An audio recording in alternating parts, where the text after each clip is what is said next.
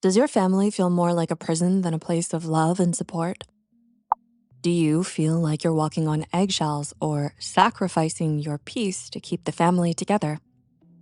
A family is meant to be a place of support, trust, and love. But sometimes it can feel controlling, secretive, or isolating, almost like a cult. In this video, we're going to talk about the signs that your family might be acting more like a cult than a supportive unit. Let's begin. Isolation from the outside world. According to Dr. Stephanie, a family counselor and clinical social worker, families with a cult-like mindset often see outsiders as a threat. They may teach you not to trust others from a young age and expect you to rely only on the family, never trusting anyone outside of it. You might be discouraged from making close friends or bonding emotionally with anyone outside the family. If someone new, like a partner or friend, doesn't fit into the family's way of thinking, they're often pushed away. But isolation isn't the only way families can exert control.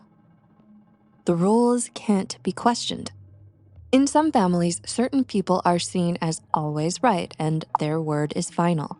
If you question them, you might be guilt-tripped, lashed out at, or even punished. In healthy families, everyone's opinions are heard and open conversations are encouraged. When that's not the case, it can leave you feeling like your voice doesn't matter. This isn't how you should feel in a loving family.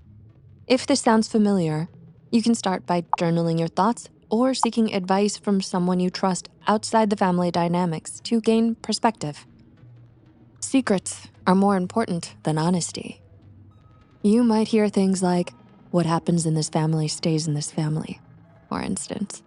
If a parent insists you hide their bad behavior, like a drinking problem, constant argument, or even abuse, and says, "Don't you dare tell anyone, this is family business," it prioritizes secrecy over your well-being. Cult-like families insist on keeping everything private, even when there are serious problems. Talking about family problems might be seen as betrayal, but real love doesn't demand silence at the cost of your mental health. You're always walking on eggshells.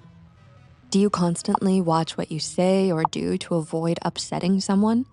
For instance, your father is in a bad mood today, so you tiptoe around the house avoiding making noise or asking him anything because you're worried it might set him off. In a healthy family, you wouldn't have to live in fear of someone's mood dictating your actions. If you feel like the smallest mistake could lead to tension or arguments, it's not a healthy family dynamic. In a healthy family, you feel safe to express yourself without fear or criticism or conflict. Love shouldn't make you feel anxious all the time. Sacrificing your needs to fix or save others. Taking care of family members is important, but it should never come at the expense of your own well-being. You can't pour from an empty cup. Helping others doesn't mean ignoring your needs or becoming responsible for their choices. For example, if your sibling constantly gets into financial trouble and you keep giving them money, even though it's affecting your own ability to pay bills or save, that's sacrificing your well-being to fix their problem. Supporting them is important, but it shouldn't come at the cost of your own stability.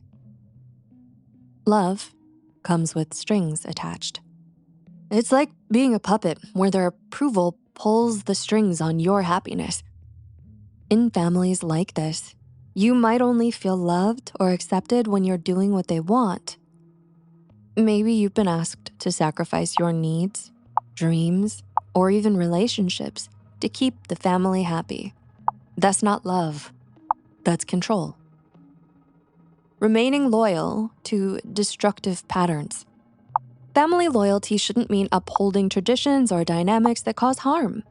For instance, imagine a family where every disagreement ends in yelling and hurtful words or silent treatments. Over time, this becomes the normal way to handle conflict, even though it hurts everyone involved. Breaking this pattern means being the first to suggest healthier ways to communicate, like talking calmly or seeking help, Growth often requires challenging the status quo and breaking free from behaviors that no longer serve you or your loved ones. Attending events that derail your healing process. Do you ever feel guilty for setting boundaries? Ask yourself, is that guilt coming from love or control? For example, your family invites you to a holiday gathering where toxic behaviors are always present. People argue, criticize, and blame each other, or bring up past issues that set you back in your healing. You feel guilty for not attending, but prioritizing your mental health by setting that boundary doesn't mean you love your family any less. It means you're taking care of yourself. You don't necessarily have to be at gatherings that harm your emotional well-being. Setting boundaries is a way of showing love for yourself. Image over reality. On the outside, everything looks perfect. Smiling photos, grand gestures, and family traditions. But behind closed doors, they hide problems to protect their reputation, even if it hurts the people inside. This pressure to keep up appearances can make you feel like your feelings or struggles don't matter. If you feel forced to act like everything's fine, it might be time to choose honesty over appearances. True love shouldn't feel like a performance. Avoiding the truth to keep the peace. You find yourself bending the truth or avoiding honest conversations to prevent arguments because it might seem easier at the moment, but it creates a false sense of harmony. It keeps real issues buried and relationships shallow.